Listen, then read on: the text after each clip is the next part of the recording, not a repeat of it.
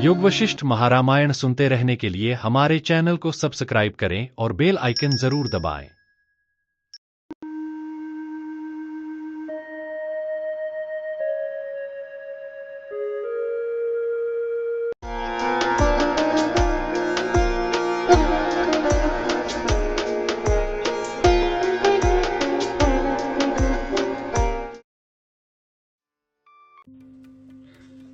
योग वशिष्ठ महारामायण निर्वाण प्रकरण सर्ग 26।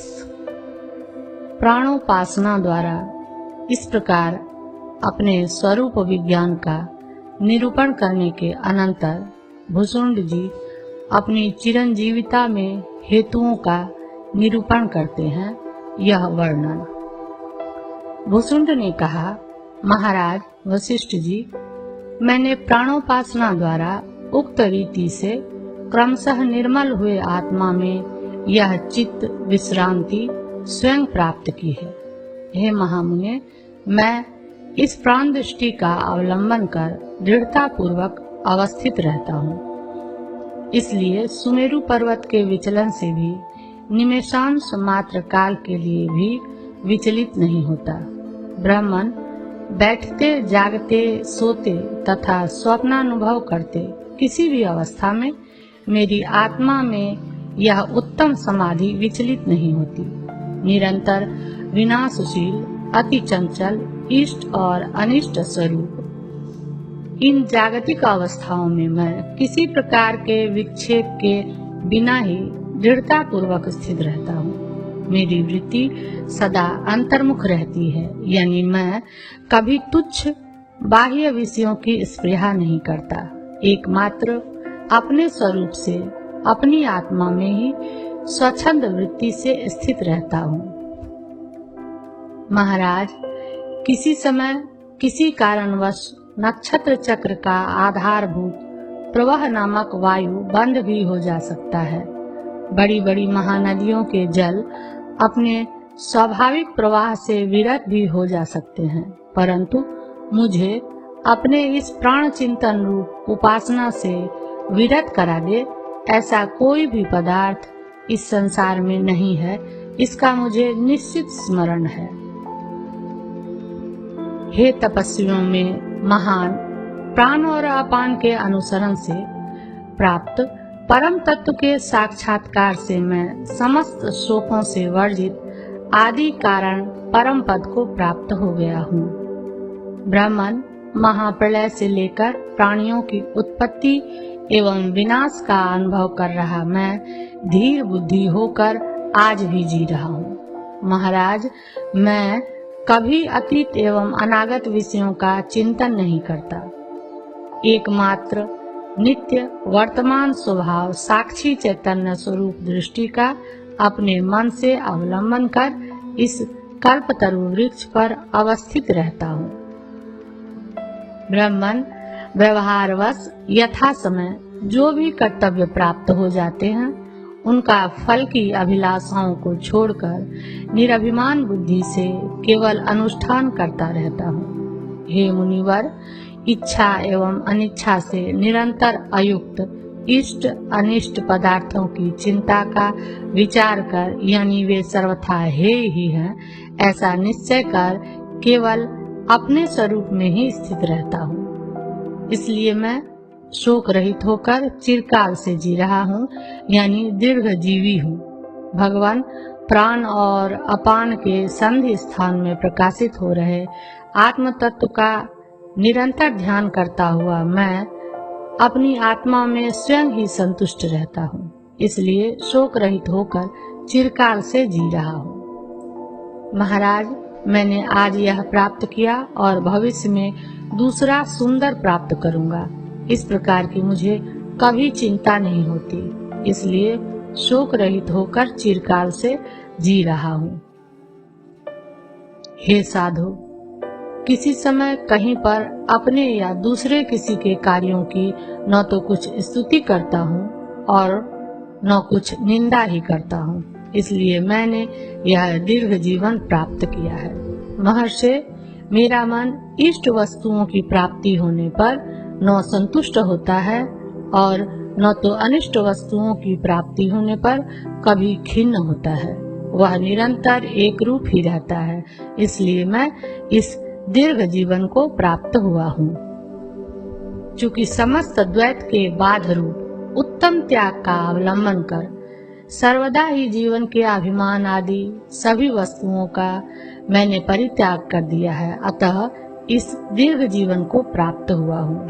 हे मुने, मेरे मन की चपलता विलीन हो गई है, वह शोक से रहित हो गया है, स्वस्थ, समाहित एवं शांत हो चुका है। इसलिए मैं विकार वर्जित होकर जी रहा हूँ। चूंकि मैं लकड़ी, विलासिनी रमणी, पर्वत, तिनका, अग्नि, हिम, आकाश, इन सब में एक रूपता को ही देख रहा हूँ, इसलिए विकार वर्जित होकर जी रहा हूँ। आज मैंने क्या प्राप्त किया और कल प्रातः मुझे क्या प्राप्त होगा, इस प्रकार चिंता रूपी ज्वर से मैं निर्मुक्त हूँ, इसलिए अनामय होकर मैं जी रहा हूँ। जरा एवं मरण के सदृश, कष्टों एवं राज्य प्राप्ति के सदृश सुखों के प्राप्त होने पर न तो मैं डरता हूँ और न प्रसन्न ही होता हूँ, इसलिए मैं अनामय होकर जीवित हूँ।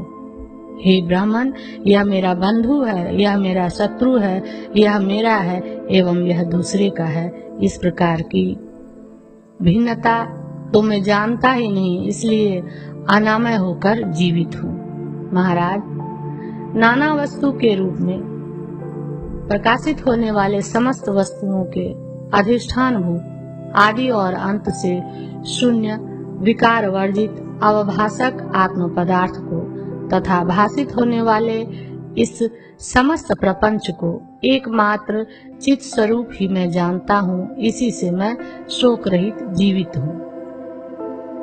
ग्रहण कर रहा, विहार कर रहा, स्थिति कर रहा, उत्थान कर रहा, श्वास ले रहा तथा निद्रा ले रहा शरीर ही है, आत्मा नहीं, यह मैं जानता हूँ, इसलिए मैं चिरंजीवी हूँ।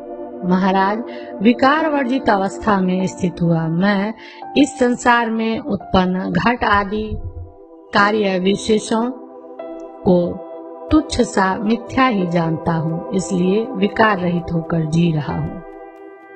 प्रारब्ध के द्वारा प्रस्तुत किए गए उपभोग समय में प्राप्त हुए इष्ट और अनिष्ट पदार्थ मेरी दृष्टि में देहवर्ती हाथों की नाई समान ही है, इसलिए मैं विकार वर्जित होकर जी रहा हूँ। अपने स्वरूप से किसी समय च्युत न होने वाली मानसिक स्थिरता रूपी शक्ति के द्वारा हुई स्निग्ध एवं मुग्ध सुंदर दृष्टि से, यानी सब प्राणियों में आत्मा एक ही है, इस दृष्टि से सब स्थानों में कुटिलता रहितता का ही मैं अनुभव करता हूँ, इसलिए अनामय होकर जी रहा हूँ। महाराज, मैंने अहंकार रूपी कीचड़ का परित्याग कर दिया है, इसलिए पैर से लेकर मस्तक तक इस देह में मुझे ममता नहीं है। यही कारण है कि मैं सब तरह के विकारों से रहित होकर जी रहा हूँ। महाराज, मैं जो कुछ व्यापार करता हूँ, जो कुछ खाता पीता हूँ, वह सब कुछ अभिमान का परित्याग करके ही, इसलिए शरीर के कारण तादृश व्यापार युक्त होने पर भी मेरा मन कर्तृत्व भोक्तृत्व शून्य स्वभाव रूपता का ही स्वीकार करता है। यही कारण है कि मैं अनामय होकर दीर्घजीवी हूँ।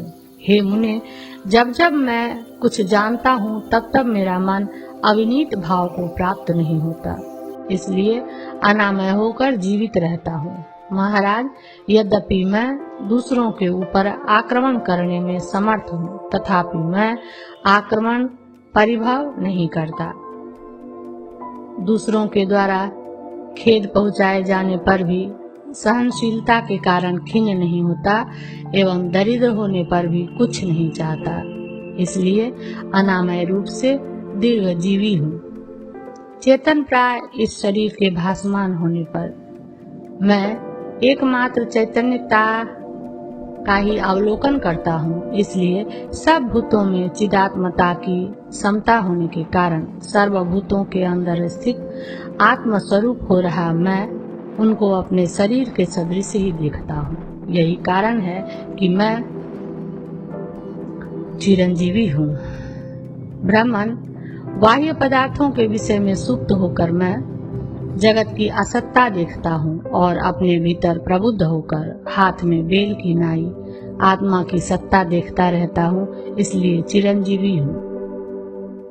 महाराज, जीर्ण विदीर्ण अवयवों से शिथिल, क्षीण, क्षुब्ध, चूर्णित एवं विनष्ट हुए सब अतीत, अनागत और वर्तमान के पदार्थों को विकार शून्य आत्मदृष्टि के कारण नवीन पदार्थों के सदृश देखता रहता हूँ, इसलिए विकार शून्य दीर्घजीवी हूँ।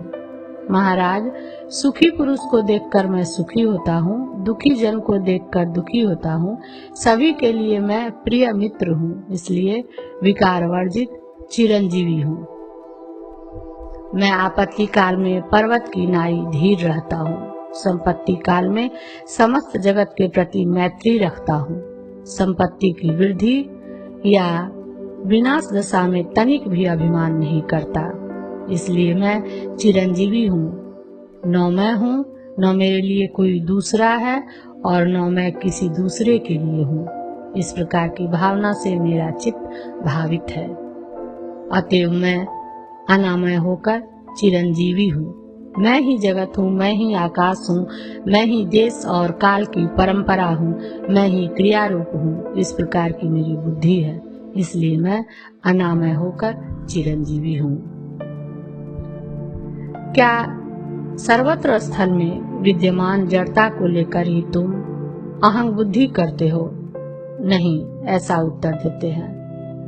घट चित स्वरूप है, पट चित स्वरूप है, आकाश चित स्वरूप है, अरण्य और सकट भी चित स्वरूप है, चित ही सब कुछ है। इस प्रकार मेरी भावना है, इसलिए अनामय होकर चिरंजीवी हूँ।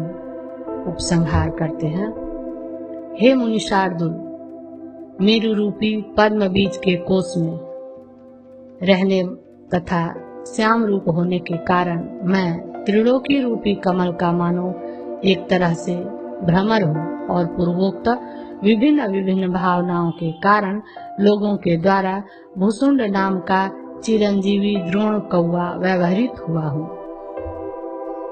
हे ब्राह्मण, ब्रह्म रूपी समुद्र में चलायमान उत्पत्ति, वृद्धि, विपरिणाम और अपक्षय रूप आविर्भावों से एक दूसरे की टक्करों से प्राप्त हुए चित्र विचित्र रूपों से युक्त पूर्वोक्त रीति से बार बार आविर्भूत एवं विलीन हुए तथा साक्षी द्वारा भासमान बुद्धि, मन एवं इंद्रियों के विषयभूत भ्रमणशील त्रिजगत रूपी तरंगों को वित्थान काल में देखता हुआ और समाधि काल में लय करता हुआ मैं चिरकाल स्थित हूँ।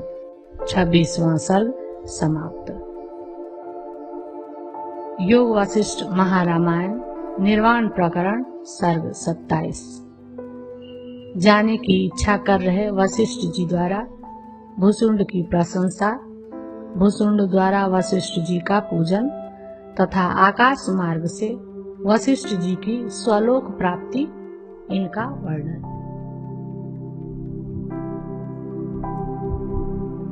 भूसुंड ने कहा, हे ज्ञान के पारंगत ब्राह्मण, एकमात्र आपकी आज्ञा का परिपालन करने के लिए ही धृष्टता का अवलंबन कर जिस प्रकार से मैं चिरंजीवी हूँ और जिस प्रकार से परमार्थ रूप इस कार्य कारण संघात रूप देह में मेरी स्थिति है, वह सब कुछ मैंने आपसे कह दिया। महाराज वशिष्ठ जी ने कहा, हे ऐश्वर्यपूर्ण पक्षीराज, कितने हर्ष का विषय है कि आपने अपने प्राण चिंतन एवं चिर जीवन की कहानी मुझसे कही, जो सुनने योग्य कहानियों में भूषण स्वरूप तथा अनेक विध विस्मयों के उत्पादन में परम कारणभूत है। पक्षीराज, वे महात्मा धन्य हैं जो दूसरे ब्रह्मदेव के समान स्थित अत्यंत दीर्घजीवी आपके दर्शन करते हैं। हे पक्षीराज, ये मेरे नेत्र भी धन्य हैं जो तब से लेकर अब तक आपके दर्शन करते रहे।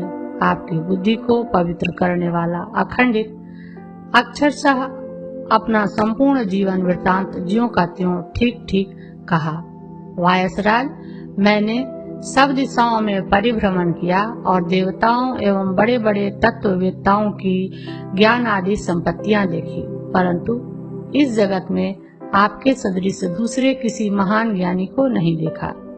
वायसराज, प्रयत्न से दीर्घ काल तक परिभ्रमण कर कोई किसी महाव्यक्ति को किसी तरह प्राप्त कर सकता है, परंतु आपके सदृश भव्यात्मा ज्ञानी इस जगत में कहीं पर भी सुलभ नहीं हो सकता। जिस प्रकार एक बांस के वन में कहीं कहीं ही मोती उत्पन्न होता है, वैसे ही आपके सदृश ज्ञानी जगत के किसी एक कोने में ही दिखलाई देते हैं। मोतियों की 8 खानों में बांस का भी परिगणन है। भुसुंड जी, पुण्य देह एवं विमुक्त आत्मा, आपका जो यह अवलोकन किया उससे मैंने तो आज अत्यंत कल्याण कर एक बहुत बड़ा कार्य संपादन कर लिया है। पक्षीराज, तुम्हारा कल्याण हो। तुम अपनी शुभ गुहा में प्रवेश करो। अब मध्याह्न कर्तव्य के लिए मेरा समय हो गया है, अतः मैं अपने घर सप्तर्षि लोक में जा रहा हूँ। यह सुनकर इस भुसुंड ने वृक्ष से उठकर संकल्प जनित हाथों से प्राप्त सुवर्ण पल्लव का ग्रहण किया। तदंतर पूर्ण प्रज्ञ उस वायसराज ने कल्प वृक्ष की लता के पुष्प केसरों से युक्त हिम के सदृश कांति वाले अर्धोपयोगी मोती रूपी जल से उस पात्र को भर दिया। श्री राम जी उक्त अर्ध्य पाद्य और पुष्प से संसार में सबसे पहले उत्पन्न हुए, यानी चिरंतन इस भुसुंड ने 3 नेत्र वाले महादेव जी के सदृश मेरी पैर से लेकर मस्तक पर्यंत भक्ति पूर्वक पूजा की। तदंतर हे खगेंद्र, आप मेरे पीछे चलने के लिए अधिक श्रम न करें। इस प्रकार कहता हुआ मैं आसन से उठकर पक्षी की नाई उड़ गया। हे श्री राम जी, मेरे पीछे पीछे अनुगमन द्वारा आकाश में वह पक्षीराज 1 योजन तक चलता रहा। इसके बाद मैंने अपने हाथ से उसका हाथ पकड़कर बलपूर्वक उसे रोक दिया। क्षण भर में ही मैं आकाश मार्ग में जब अदृश्य हो गया, तभी वह पक्षीराज अपने स्थान के लिए लौटा। ठीक ही है, सज्जनों की संगति का बड़ी कठिनाई से त्याग होता है। हे श्री राम जी, आकाश मार्ग में कुछ दूर जाकर समुद्र में तरंग की नाई हम दोनों ही एक दूसरे के प्रति कहीं अदृश्य हो गए। भुसुंड का निरंतर स्मरण करते हुए अरुंधति से पूजित मैंने सप्तर्षि मंडल को प्राप्त कर मुनियों का दर्शन किया। उक्त भुसुंड संगति का समय कहते हैं। श्री राम जी, सत्ययुग के प्रथम 2 दशक जब व्यतीत हो चुके थे, तब मेरू पर्वत के तथाकथित कल्प वृक्ष पर भुसुंड के साथ मैंने पहले पहल भेंट की थी। हे श्री राम जी, आजकल वर्तमान समय में सत्ययुग छीन होने पर त्रेता युग चल रहा है, और हे रिपुमर्दन, इस त्रेता युग के बीच में आपने जन्म लिया है। हे श्री राम जी, आज से 8 वर्ष पहले सुमेरु पर्वत के उसी शिखर के ऊपर ज्यों का त्यों अजर रूपधारी वह भुसुंड मुझसे फिर मिला था। उपसंहार करते हैं।